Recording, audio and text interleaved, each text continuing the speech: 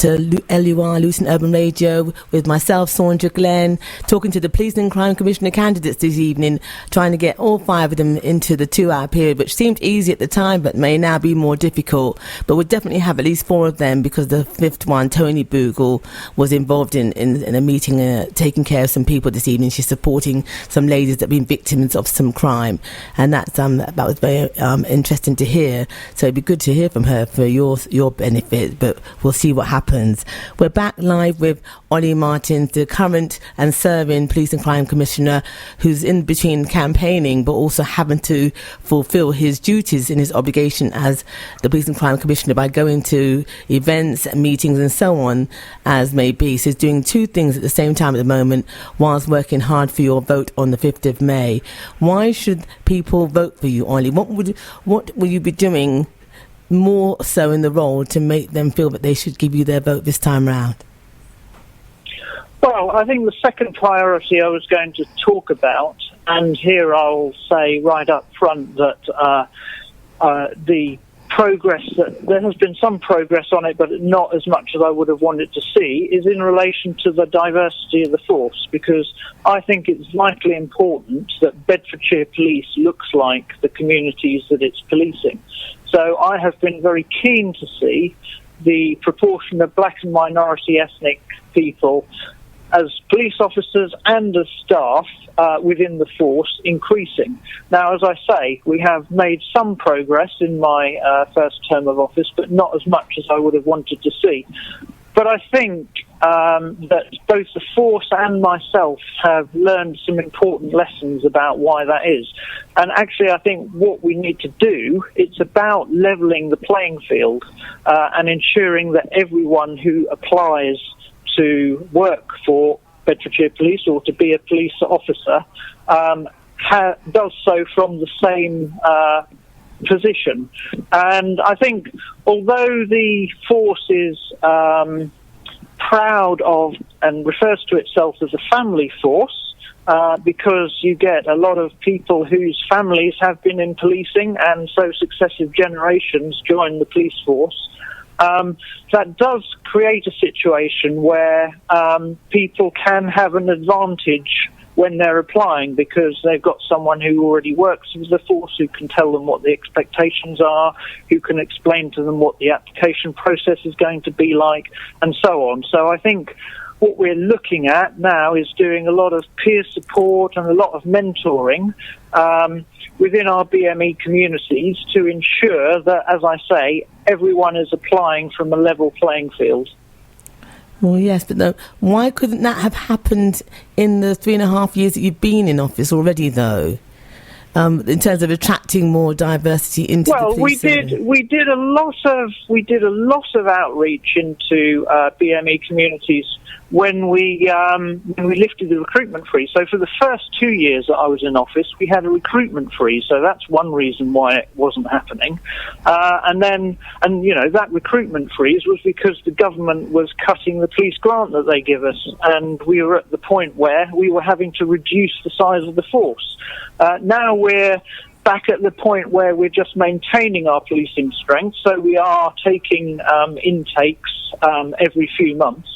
And as I say, when we came out of the recruitment freeze, we did a lot of outreach work into BME communities, and we secured about 21% of applications. When we did the big intake of, I think it was about 60 officers, which was the first intake after several years of recruitment freeze, we had 21% from black and minority ethnic backgrounds.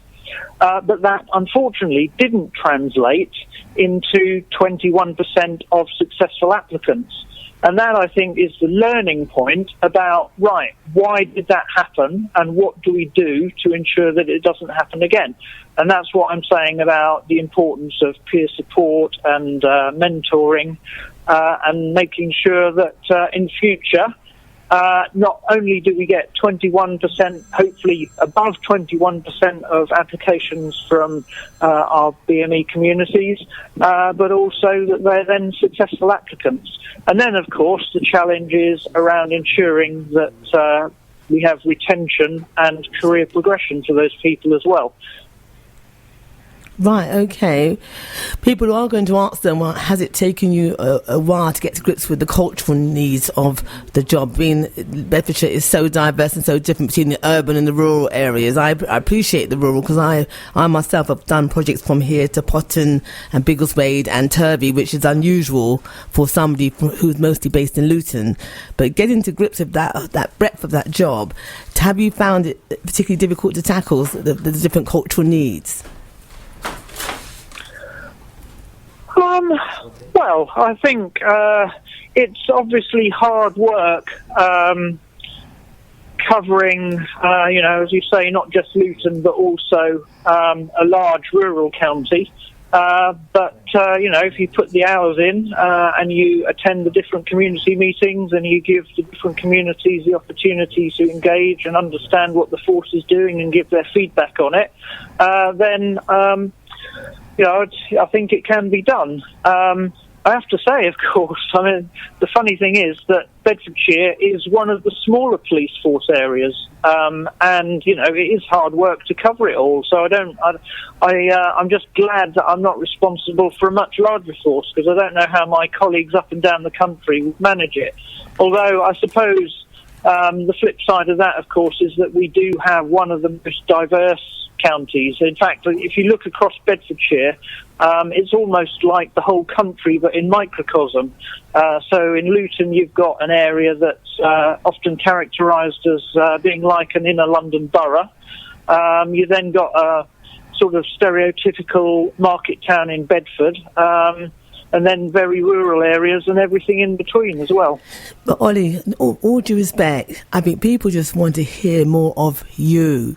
If you could flip the script a bit, bring out more of you, I actually think, I'm just talking as a suggestion, that you'd actually reach the hearts of the people, because you're given a lot of geography and you give lots of facts and figures, but they actually don't know you. People actually said they don't actually know you. They know your picture now, but they don't actually know you, and they wanted to get to know Saundra, them. I've done 2 extensive consultations in the 4 months before the election campaign started, and that meant that I spent most Saturdays and Sundays in the Harper shopping centre in Bedford and in the Mall in Luton.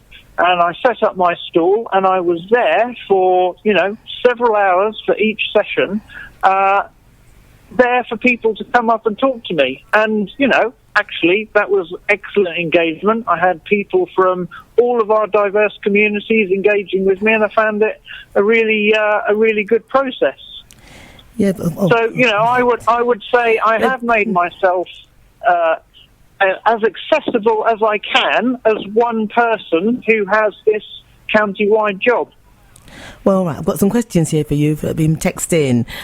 First of all, the first person wants to know, what have you done to support victims of gun, gang and knife crime in Luton? That's a good one. Have you got anything that your office as PCC has done as an initiative to support those victims?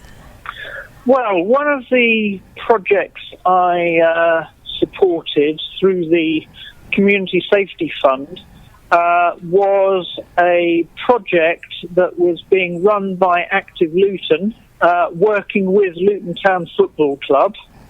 And that project had people who were at risk of becoming involved in gang and gun crime, referred into it, and put on the right path, but also I think one of the most impactful aspects of that project was they got someone who had followed that path himself, and had a long sort of criminal history, but had come out the other side, to talk to them about the dangers of being attracted into that world.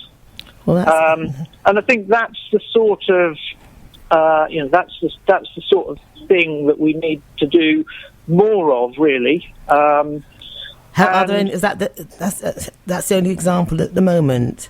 Are there any more? Sorry, the other second question was, are there any organisations from the black community that you've supported to deliver any services during your time in office? I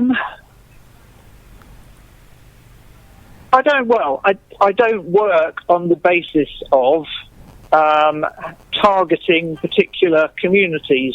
I have a relatively limited budget when it comes to the Community Safety Fund and a relatively limited budget when it comes to providing services for victims.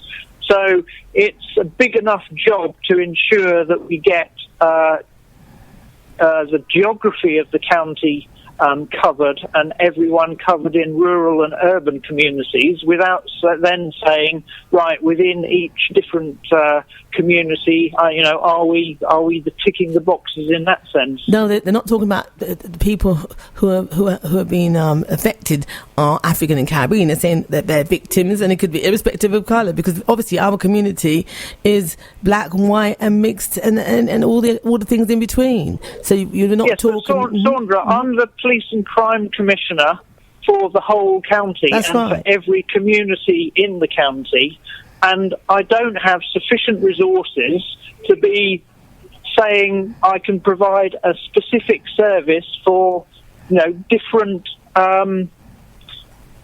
parts of our diverse communities. It has to be a service that is available for everyone who lives in the county.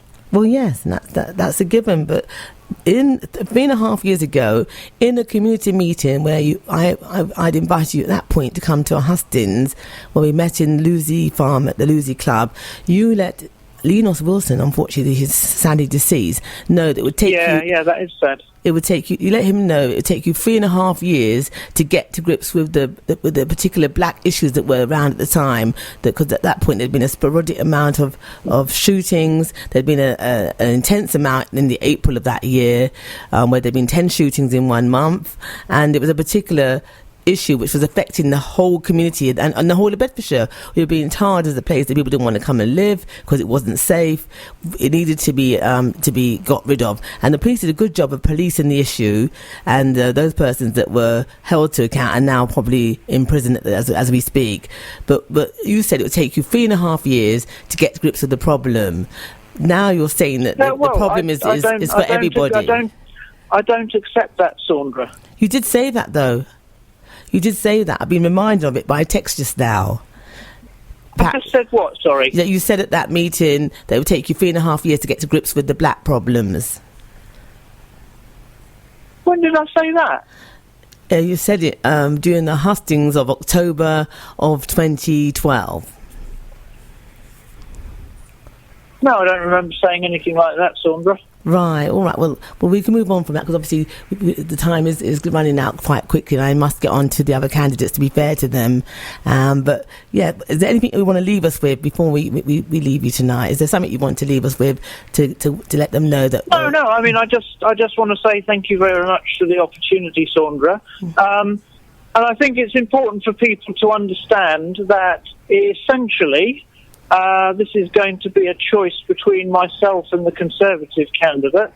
And if you want someone who is going to continue to fight for the policing that we need, for the 300 extra officers that the Chief Constable says we need just to reach an adequate level of policing in this county, and someone who's not just going to accept the police cuts that we've had inflicted on us from the government, then I suggest they vote for me.